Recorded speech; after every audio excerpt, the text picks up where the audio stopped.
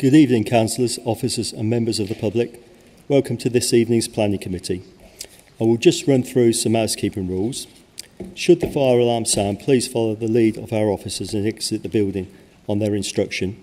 Do not use lifts. Thank you very much. Please ensure that mobile phones are either set to silent or switched off. The meeting is being recorded and you may be visible on camera. If this is an issue, please let one of the officers present know of your concern. Protocol for the meeting. I will now run through the protocol for member and public participation and the rules of debate. Please note that the Chair's ruling during the debate will be final. The planning officer will introduce the item relating to the planning application and summarise the main points. When the presentation has been completed, I will invite members of the public who have registered to speak on an item address the meeting.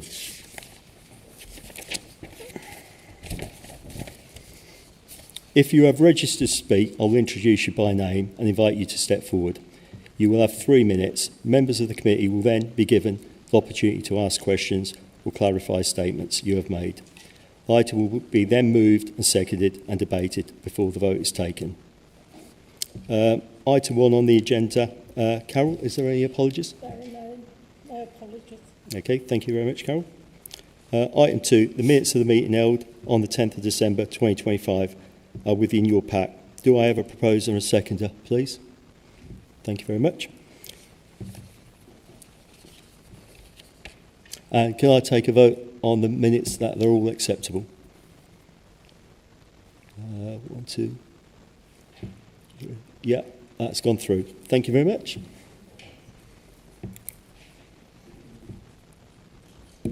Cheers, Carol. Thank you very much.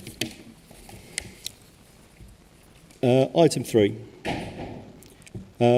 Members, can you indicate if you have carried out a site visit, wish to make any declaration or confirm you are attending the meeting with an open mind?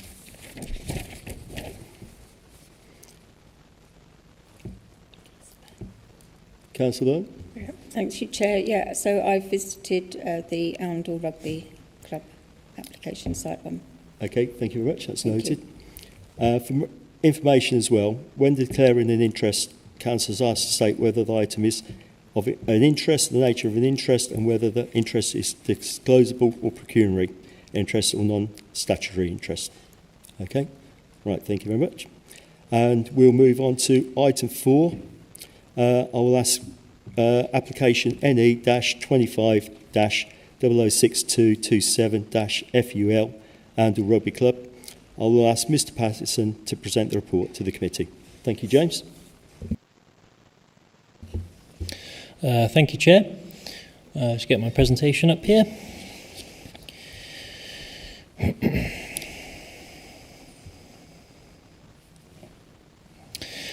The application relates to the Oundle Rugby Club site, which immediately adjoins the settlement confines of Oundle, as shown outlined in red. The wider site includes a clubhouse parking area, 2 grass training pitches and the main pitch, and there's obviously the main pitch which is the subject of this application. Access to the site is achieved via Occupation Road, just here. This is a narrow private road off of St Peter's Road that also serves other nearby sports facilities such as the bowling club here, tennis club there.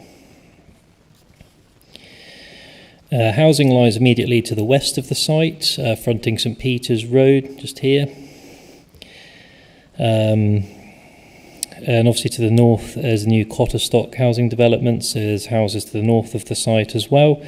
To the east of the site is Snipe Meadow, which is a local wildlife site, and then obviously the River Nene lies beyond.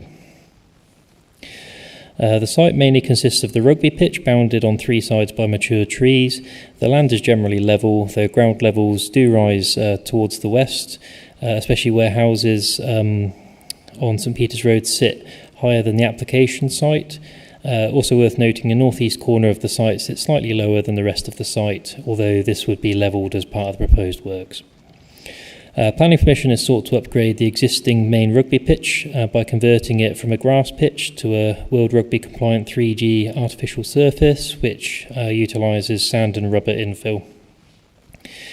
A 1.2 metre Duralock spectator barrier would be installed beyond the required runoff areas. New spectator facilities comprising 2 75-seat stands and 1 63-seat stand with 3 accessible spaces are also proposed, as are 2 small team dugouts, as well as a 4-metre high acoustic fence along the western boundary. Additional associated works also included, which includes drainage infrastructure, formal access path, gate, landscaping and ecological enhancements. So we'll just go through the plans here. So obviously this is the existing site. Obviously it's a grass pitch at the moment, bounded on 2 sides by handrails with very modest dugouts there.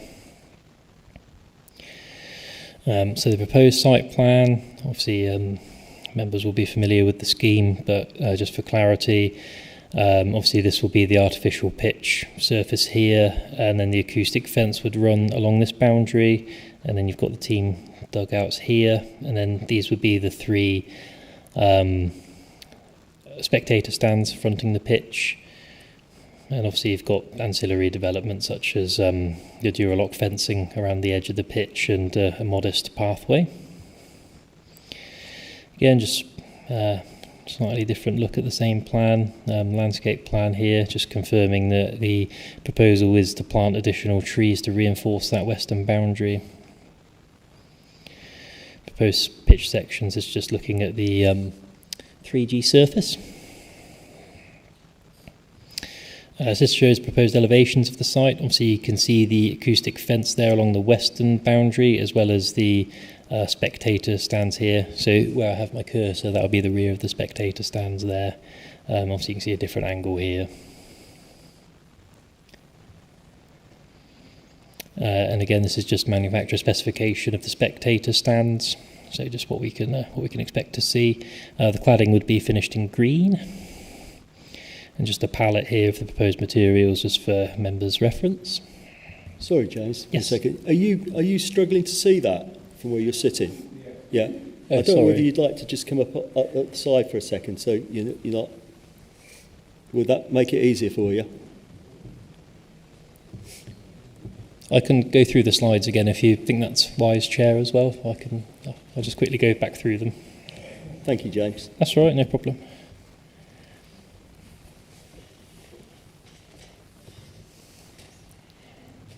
Okay, so just for the benefit of the public, I've just been going through these slides. So this shows the red outline of the site, and obviously the site I've been describing.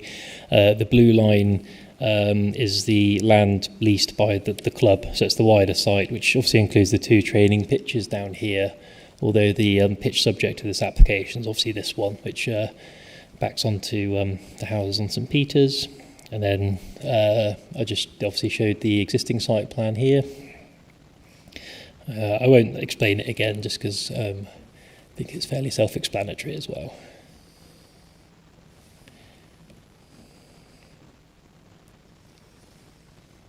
You mentioned Snipe Meadow. What is Snipe Meadow?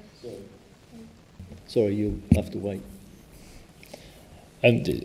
Just since I've been asked, it's a local wildlife site anyway. It's a locally designated site of wildlife, significance for wildlife. Right, so we're sure. And that's just off to the east of the site. All right, so we've got the proposed material palette just to give committee a sense of what to expect. Okay, so so we'll go through photos of the site now. Just for clarity, I've been back to the site since these photos, and I'm aware that there's various sort of temporary structures in place, including a pavilion and a spectator stand. That's separate to this application. That's doesn't form part of the proposals. So obviously we're content for members to see these photos. So this is just looking. So this is just in front of the clubhouse at the southern entrance to the site, looking northeast. So you've got Snipe Meadow behind these trees, and obviously that's the Quatterstock housing development there. And then similar spot looking the other way. So this is the belt of trees, and you've got St Peter's behind. Sorry, the dwellings associated with St Peter's Road, to be specific. Similar shot of the same. This is southwest corner of the pitch, looking south towards the clubhouse. So this is the existing clubhouse facilities, which isn't proposed to be altered as part of this application. And same spot looking across the pitch. So this is from the application site towards the northwest corner, looking out to St Peter's Road, between two of the houses here. It's just sort of a cut through there to St Peter's Road beyond. Again, another view of the western boundary. This is the northern part of the site, so this is just north of the pitch, looking towards the new dwellings. North of the site, looking back south, so obviously you can see the town of Oundle, sort of principally there. And obviously, yep, similar. So this is the eastern part of the site, looking back west. And it's the eastern edge, looking over Snipe Meadow. So obviously, I think the town council's installed this walkway to the river. And then we've got an aerial view, just to give some context. Obviously, this is the pitch subject to the application. So planning officers consider the proposed development would comply with the policy set out in the development plan. Therefore, subject to conditions set out in the officer report, officers recommend that the application is approved. Thank you, Chair. Thank you, James, for your presentation. We have two registered speakers this evening on this matter, and the first one is Neil Bett, if you'd like to come forward. Oh, sorry, Nigel, apologies. It's got Neil down here, so.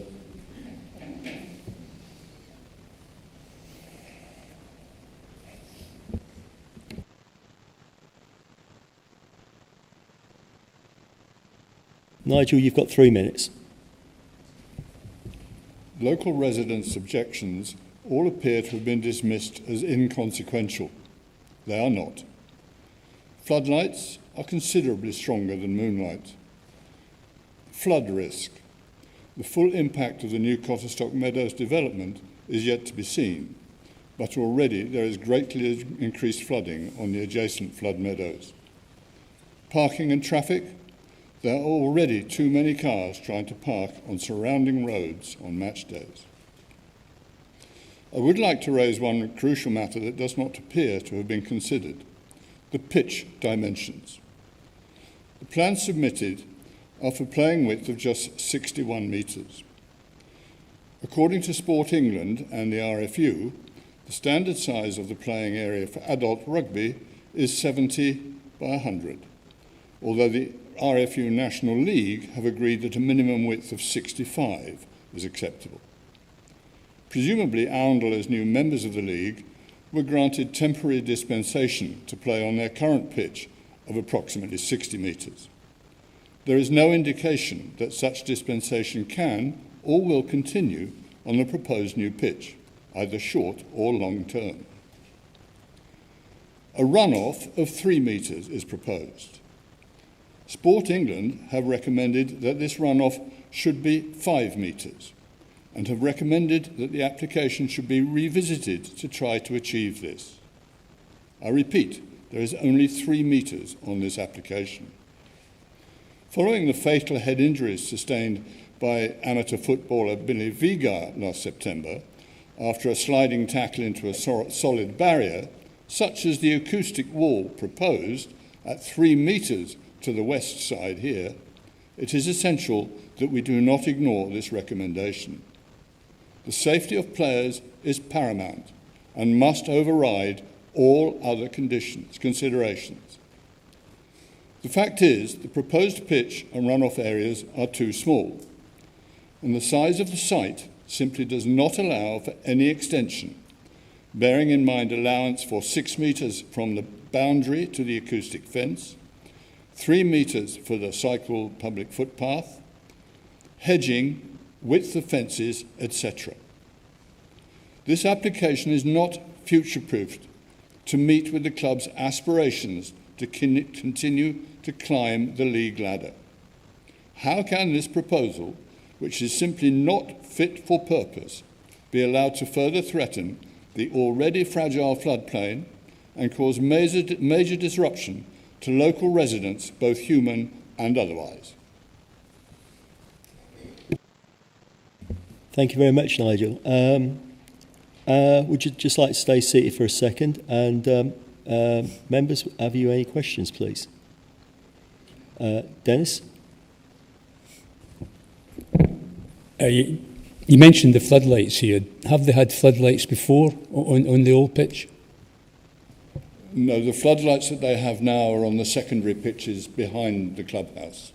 Okay, and I'd imagine that the floodlights would only be used while the match was in play, and when that would be finished and be switched off. At the moment, I think the club have only played one floodlit match there, and that was about a month or so ago. Otherwise, it is used purely for training.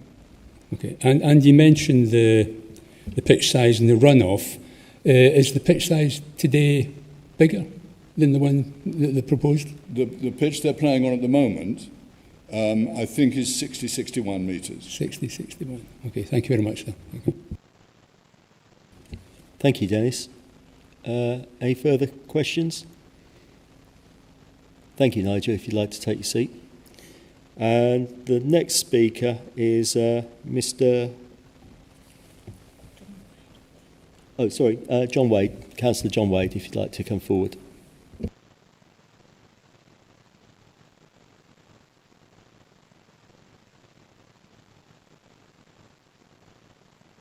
You have 3 minutes.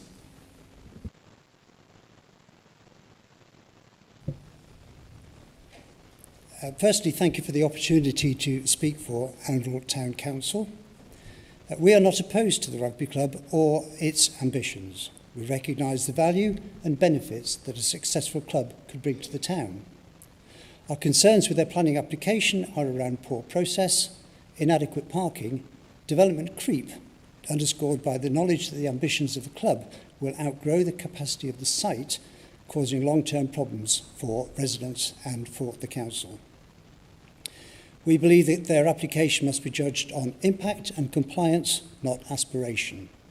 And there are 5 issues calling for your consideration. First, consultation. A statutory notice was placed in the Kettering Evening Telegraph, which is not delivered in Oundle. That is not just a technicality, it undermines a key safeguard for residents, many of whom only became aware of the proposal late in the process, thereby limiting meaningful engagement. That failure alone should give councillors serious pause, especially given the Hook Close case in Corby. Second, parking and traffic. There are already severe problems, as you've heard, on match days, with blocked streets, obstructed driveways and compromised access. The application ignores local car ownership density, offers no plausible or enforceable parking strategy, and no assessment of cumulative impact. It also includes improbable presumptions, such as the adequacy of 70 car parking spaces for over 250 spectators and 2 teams playing on 3 pitches. Expanding capacity without resolving parking is not sustainable development and simply displaces the problem onto surrounding streets. Third, the land itself is unsuitable in the long term with unresolved issues around ambition and capacity. Fourth, there is a history of planning issues, with examples skirting around planning requirements, including a temporary stand, which apparently doesn't need permission but is now permanent, it seems. A marquee overlooking residents' gardens, which has a concrete floor, meaning it's permanent. And the need for retrospective approval for pitch-side shelters. Can the committee be certain that their approval will not lead to further development creep? Finally, again, as you've heard, there is a wetland site adjacent to the river near the plastic pitch. We ask the committee to balance ambition with responsibility and private benefit with public amenity harm. This application needs proper consultation, robust parking solutions, and a process that gives us confidence that approval will be respected and enforced. In the absence of those matters, we urge refusal or deferral until these fundamental issues are addressed. Then we can work with the rugby club towards a sustainable solution. Thank you for your time. Thank you very much, John. If you'd just like to stay sitting for a second. Sure. And members, any questions? Dennis again. Yeah, I'd like to go back to the reference to parking and traffic problems. Have they already existed before the renewal of this development? They exist now. Yeah, I mean, so you've already had that problem, and the new development won't increase it, any? It will, because if they continue with their massive success, we will see more spectators. They're building 250-seater or 275, 163-seater stand, which is more than they can they have at the moment. So the further they go up the league, the more spectators they will have. And the solution to that would be then for them to move to a different location? That's an option that has been put to me by the club. Okay. Thank you very much, sir. Thank you. Thank you, Dennis.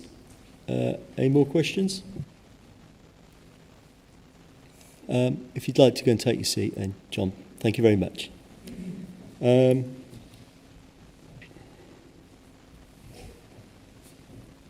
James, would you like to come back on anything?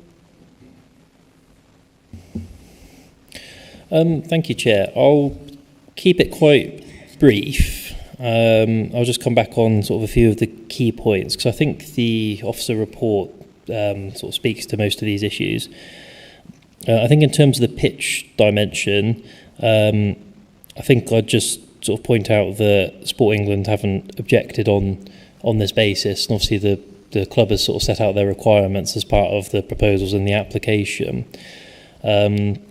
Obviously, Sport England have commented, saying obviously sort of specifying what the usual technical standards are in terms of runoff, but then also said obviously if it can't be achieved, then something for the club to consider. In terms of sort of longevity of the club on the site, their potential future progress, but they don't object on the basis of the runoff areas subject to risk assessment. And obviously, in terms of the parking, I'm obviously aware that this has sort of come up through the public consultation. Obviously, it's been sort of a recurring concern raised by members of the public, and I think I'd obviously just direct members to sort of the relevant sections of the report where the Local Highways Authority essentially state they're satisfied that the transport assessment demonstrates that there'd be no material increase in vehicle movements from the site, and it would be expected that peak traffic would remain at 60 vehicle movements, so the impact would be neutral in that regard. Obviously in the report, I point out that there's various sustainable transport options as well in the vicinity.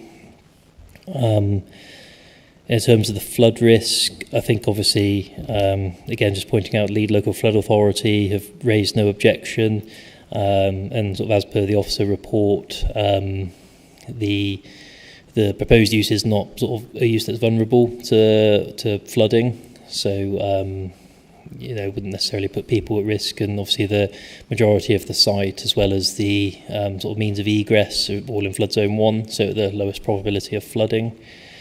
And obviously in terms of floodlights, again, I'm aware that this has been raised as an issue during the public consultation, but again, just to reiterate that we've sort of worked with our environmental protection team, and they're satisfied that the applicants demonstrated that the floodlighting would be sort of properly controlled, which obviously we've included conditions on in terms of hours of operation, etc., and that the submitted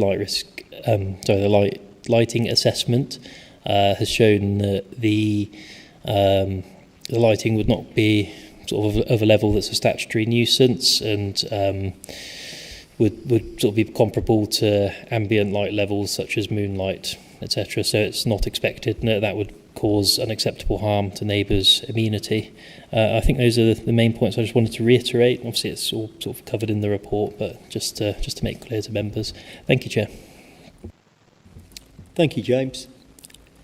Right, for the purpose of debate and in accordance with the Council's Constitution Meeting Procedures Rules 19.2 and 19.21, I will move the recommendation stated within the report that application is granted subject to the conditions within the report. Do I have a seconder? Thank you very much. Right, members, let's have a nice debate. James?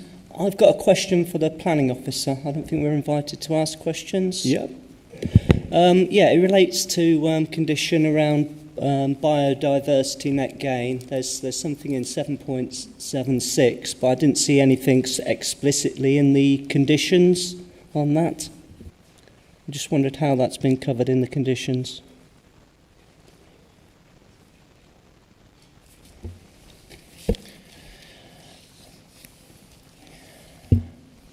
Thank you, Chair.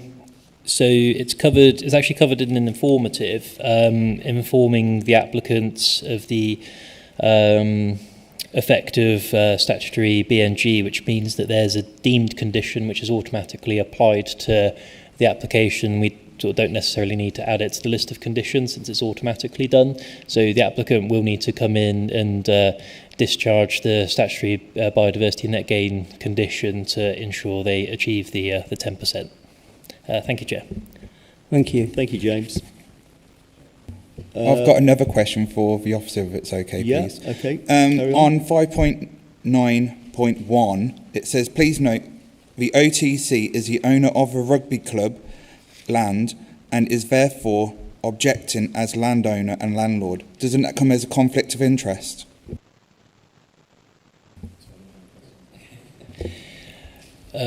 Thank you for the question. Just to be clear, this is obviously the comments submitted by the Oundle Town Council. I'm not sure as to conflict of interest. I think that would be potentially something for them to consider. But from our perspective, land ownership is not material here. So we're considering the application solely on the planning merits. So whether or not the Town Council is the landowner and what that relationship in terms of sort of what the leasehold or what have you, that's not material to this decision. Thank you.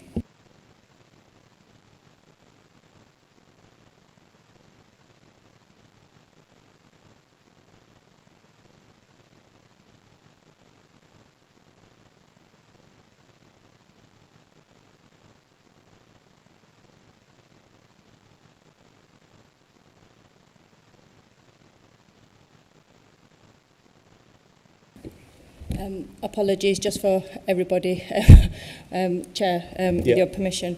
I noted that one of the speakers mentioned that the application was advertised in the Kettering Evening Telegraph, which doesn't circulate in the locality, and in accordance with legislation.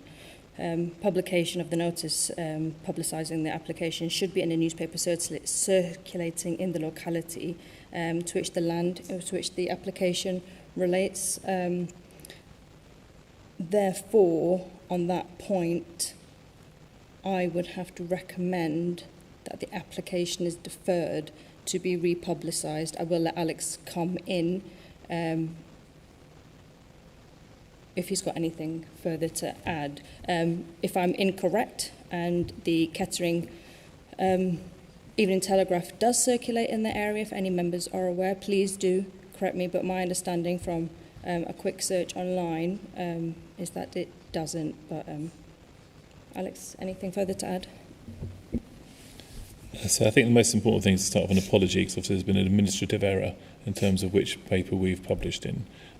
Regrettably, I don't have to hand a list of which newspapers we use for which different areas. So we've done a check here and now, and the best information we have available to us is that the newspaper that's referenced in your published report is not circulated in the area of the application. What that means is our consultation has been deficient.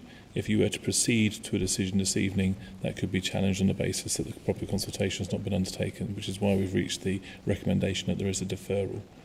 If you are minded to defer the application, what will happen next is we will make sure that we are fully compliant in terms of consultation. That will give everybody in the local area the opportunity to engage with the application, and once we've processed any further correspondence that we might receive, we'll be in a position to bring the application back to the Planning Committee. Thank you, Chair. Thank you, Alex. Just bear with us one moment.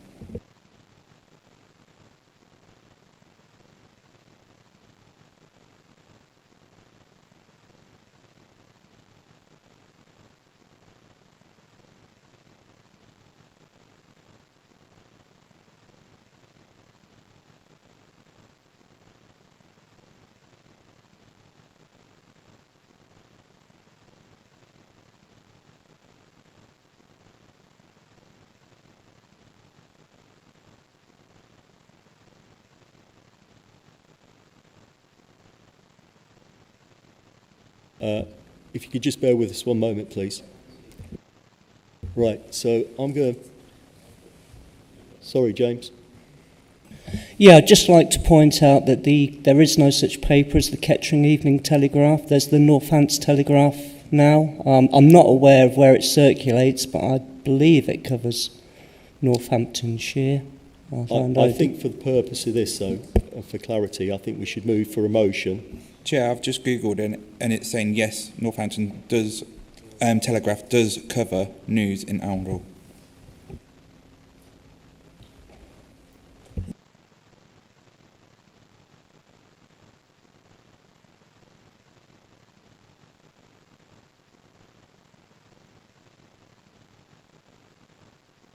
I think, Chair, I think Sorry, as they can't clarify which paper. Sorry? As they can't clarify which paper. What we'll do, we'll just have a 5-10 minute adjournment just to clarify this point before we move on. We need to get it right. Yeah? Okay, thank you.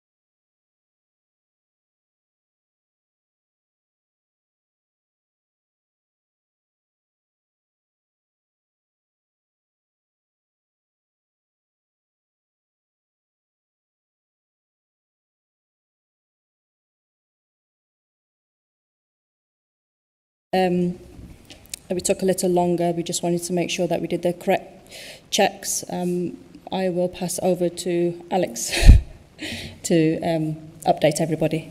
Thanks. Thank you, Alex.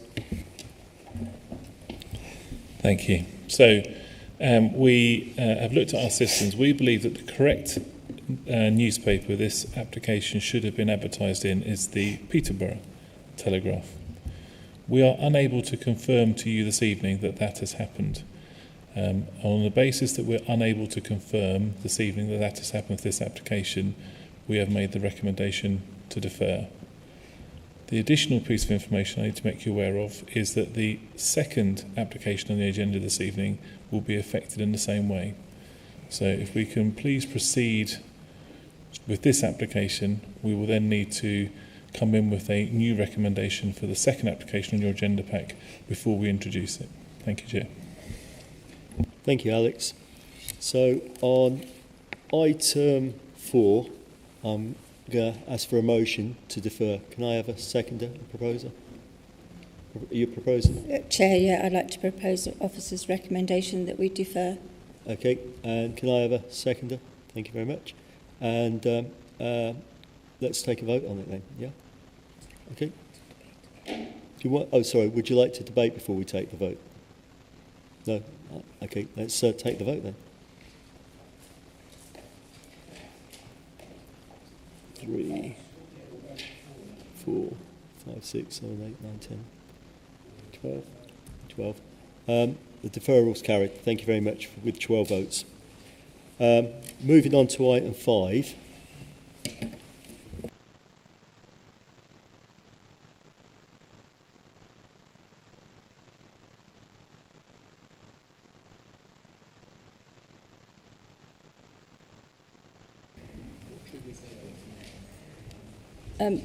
Chair, in respect of item 5, did you want to? That's fine. Okay. In respect of item 5, as Alex says, we will also have to amend the published officer recommendation, which is for approval, and that before we move that motion, officers would like to recommend a deferral for item 5 for the same reasons that officers are unable to confirm that it was advertised in the Peterborough Telegraph as the correct publication that circulates in the locality.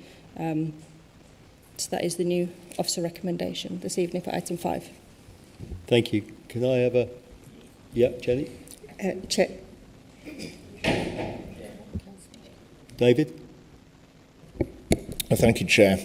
And yes, this is a certainly irritating situation.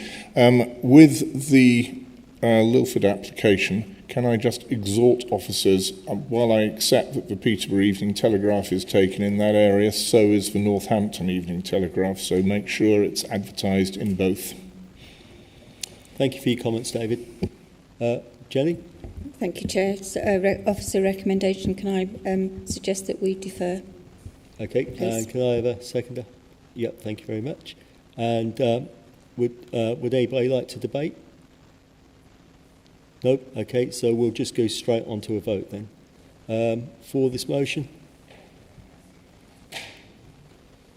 12-4, so the vote is carried for the referral. Thank you very much.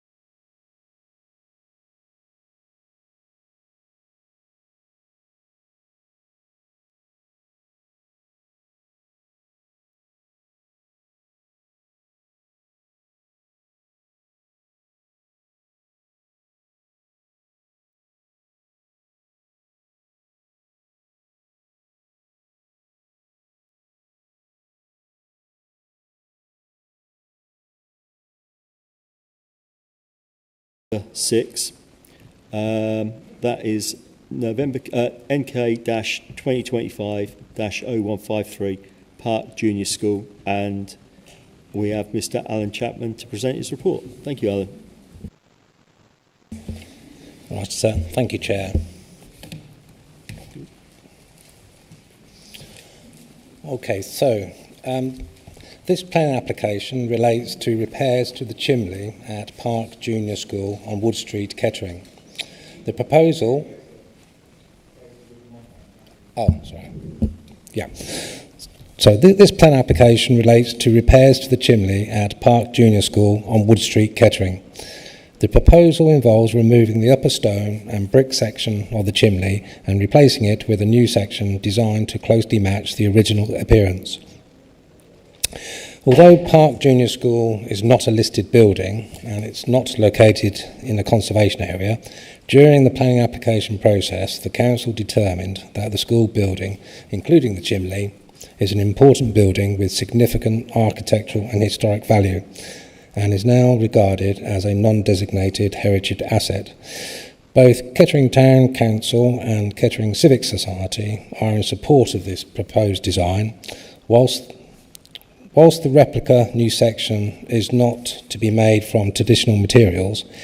It is opined that the public benefits of preserving the chimney's appearance outweighs the heritage harm arising from the use of non-traditional materials. I shall now run through the slides. How do we get the...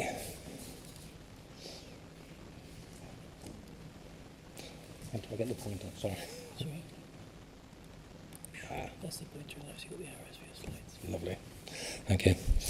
Okay, so this is the school site, and that will be the location of the chimney in question. These are the existing elevations of the school building, and this is the chimney, and it's this top upper section which is subject to this application. And this is a close-up view of the upper section to be removed, and it was so this is brickwork up to here, so it's from this point upwards, that's the section that's been removed and then replaced, and that's stone work. The red bits are brickwork, and these parts are timber. So this is what the chimney looked like. As we can see, it's that top section again. And we just zoom in a little bit more just to show the stonework and detailing of the upper section. And this is just to highlight what the applicant has an issue with in terms of you can see the cracks in the structure, so that's why it needed to be repaired in some shape or form. Just for the record, during the plan application process, the upper section was removed, and so this photograph was taken just before Christmas, so the top section has already been removed, and this is what I'm led to believe by the applicant is a capping or roofing, which they believe should last for a good 10 years. So just to recap then, this is the existing chimney and the proposed chimney. The difference between the two, which unfortunately I don't think you can see on the slide there, but it is detailed in the report, is that the stone sections are going to be replaced with what's called glass reinforced plastic resin, so it gives the appearance of stone, but it's a cheaper material. And the timber parts, the louvers and the red brick, they will include as part of the replica design. And hopefully this is what it will look like in the future. So for all intents and purposes from the ground, there shouldn't be any sort of difference in appearance. And the end. Thank you.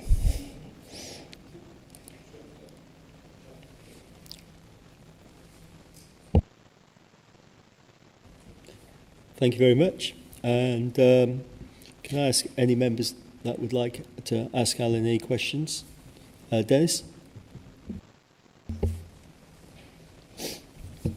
Just reference to the replacement of this. I don't see any figures in the paperwork to say or to show the costs of making it original or otherwise.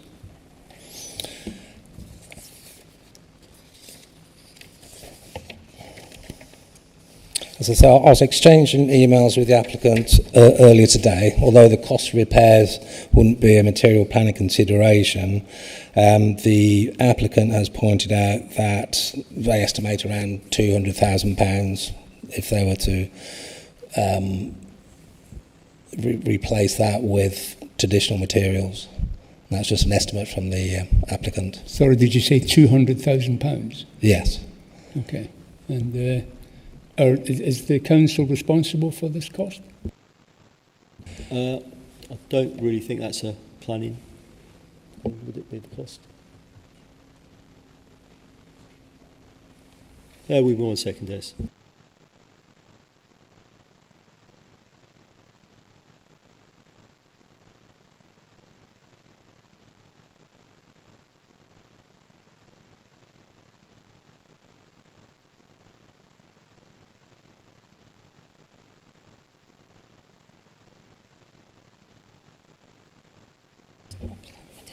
I think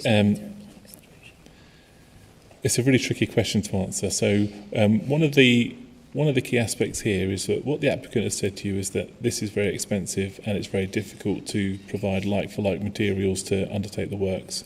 And what's being proposed is something which is different, which is designed to look the same. So you can keep in your mind as a consideration why it is the applicant has come forward with the proposal that they have.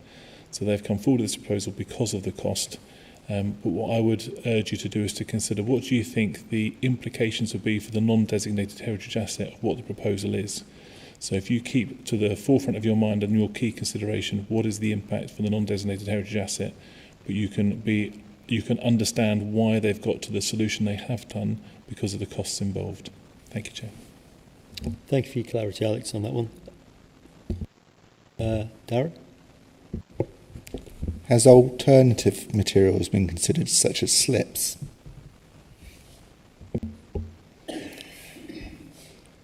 Simple answer, no. It was our preferred choice would have been stone and brick. What was said to the applicants is that whilst we wouldn't be expecting them to try and source the original stone, because again, I have these clarifications from the applicant today. So that upper section has been removed and taken away. So which parts of it are left are at Wicksteed Park, apparently. So we could have, in collaboration with our heritage officers, then an alternative stone could have been found. Not necessarily from the original quarry, and equally sort of Victorian red brick is probably available elsewhere, but in answer to your original question, slips, no. Just to confirm, that would be like thin sheets of whatever material that is, limestone, sandstone, and the detailing is just a bit that down on the outside, and that would be put onto brick, block work or something. Okay, well, thank you. That hasn't been considered, but that could be another conversation I have with the applicant after committee, if that's deemed to be correct. Thank you very much. Paul? Yeah, I think what Darren's alluding to is you can cast sandstone. A lot of the modern, if you see modern houses, they've got stone sills. I have to take that out. It sounds really bizarre. They have all the sills and the pillars and whatever, and they're all cast. They're not made out of stone. So you can cast, and you could put use it as a fascia, and then put it over a block or whatever, which would look the same. GRP doesn't look the same. Not really, no. But I understand, and the other thing I understand is that it is a school, a working school, and lead times are a big issue when it comes to working schools, because working outside of school holiday periods is a nightmare for construction. So I fully understand why they want to get it done and done quickly. But you could look into that. it is a doable thing, as Darren says. Thank you, Paul. David? Well, basically, I'd like to debate this item, so I don't actually have a question for the officer, but when the matter comes around for debate, I would like to chip in. Absolutely, David. Thank you. Anybody else like to come back? James? Yeah, in the report that the applicant provided, there was very little detail on the longevity of glass reinforced plastic, and I do have some concerns about that. I don't know if is there anything in the application that gives us some assurance that this plastic's going to last the test of time like the original building did for 120 years? From recollection, I can't find any information about its longevity, no. Okay. Thank you, James. Any more questions for the officer? No? Okay, thank you very much. So there are no more speakers on this item, so for the purpose of debate and in accordance with the Council's Constitution Meeting Procedures Rules 19.2 and 19.21, I will move the recommendation that planning permission is granted subject to the conditions within the report. Do I have a seconder? Thank you very much. Right, members, let's have a debate. Thank you very much. David? Yeah, thank you, Chair. And thank you for calling me on this. It certainly is interesting in the report that the architect was quite a remarkable chap and reflects a lot of credit on Kettering and its surroundings. And these amazing chimneys were very much one part of his signature. I've heard the discussion about the replacement material, glass reinforced plastic, which is pretty robust stuff. I mean, people sail around the world in fiberglass boats and they get back, although its longevity, as far out as 120 years, that might be interesting, but that is perhaps a bridge for another day. We have to consider the application as it is, the application in front of us, and it might very well be a better thing to have the chimney replaced with the stone breastwork as originally built, and that would be splendid. But it isn't a material planning consideration that requires it. I mean, I appreciate the Heritage Officer's objection, or not, at least his concerns, that it would be better to replace it like that. However, by leaving it as it is and not replacing it at all, you very likely never get the chimney replaced in the first place. So, although it is not ideal, it will enable the chimney of this remarkable building to be put back, at least visually, into its former glory, and I think it's probably the best way forward to bring this structure back into use. I note and appreciate the support of Kettering Town Council and the Civic Society, both of whom originally supported supported the like-for-like replacement scheme and withdrew their initial objections. And it is unfortunate, but I think there are very few, like almost no, material planning reasons why we would not approve the application that is in front of us. Thank you, Chair. Thank you very much, David. Would anybody else like to? James? Thank you, Chair. Yep, I'd like to echo what Councillor Brackenbury has said.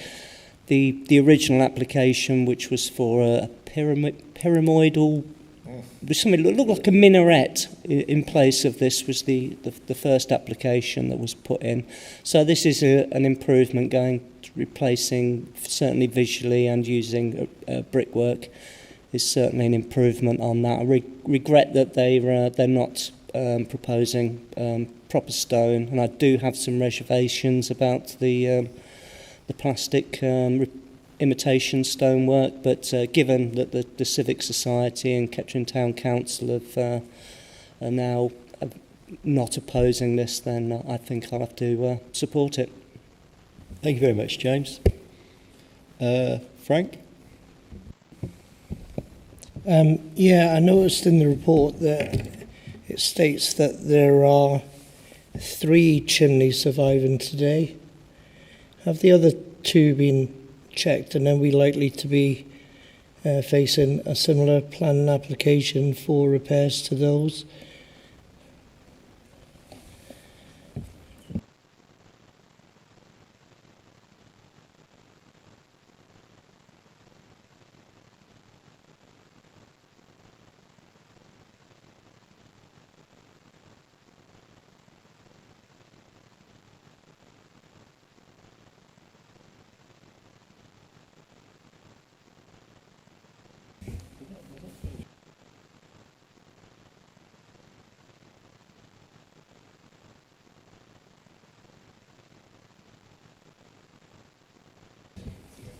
Sorry, Frank. We've just got to discuss the application in front of us, not anything else. So that shouldn't really be taken into account. Okay, thank you, Frank. Paul? Yeah, right. While it would be sad to see that in GRP, I'd just tell you that if you get a roof done in GRP, sorry, it freaks me out when I can't hear myself talking. If you get a roof done in GRP, you'll get a 30-year guarantee on it. So that's all you'll get, which is what it's never going to last 125 years. But so other than that, realistically, I agree with what my fellow councillors over there have said. I'd rather see it done than not. It's a shame to see it done in GRP, and I would prefer to see it done in cast, but it is what it is, and at this point, thank you, and lead time is a big issue. Thank you, Paul. Thank you. Morris? Yeah, I think I'm going to go along with a running theme on this discussion and echo what everyone else is saying. Yeah, it's not ideal, but it's the best situation we're in. So I'm going to vote for it. Thank you, Morris. Dennis?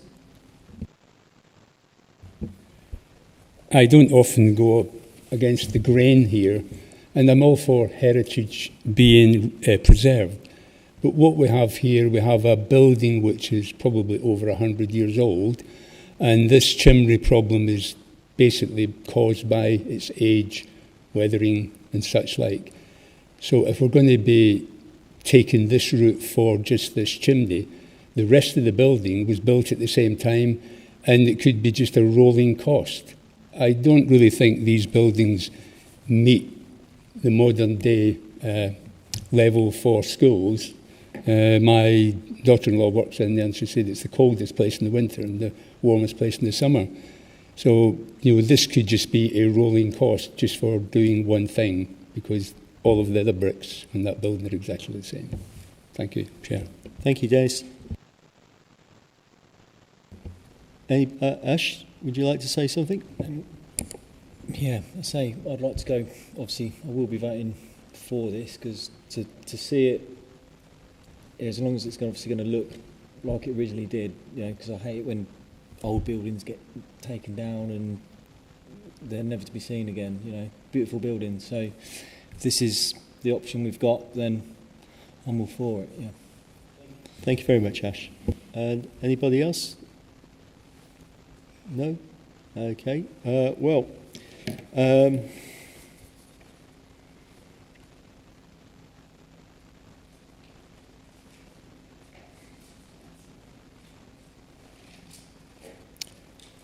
I don't think there's much more that can be said, and so I think we should just go for the vote on this now. So can I have... Yeah, thank you. And can I have a show of hands for the motion? 4, 5, 6, 7, 8, 9, 10, 11 for, and any against? 1 against, so that is carried 11-4. Okay, so thank you very much, everybody. It's been a bit of an unusual night, to say the least, and just like to thank everybody, especially legals, for picking up on these admin points and getting clarity on it. And thank you very much for a great debate. So we'll be closing the meeting at 20:15. Thank you very much, everybody.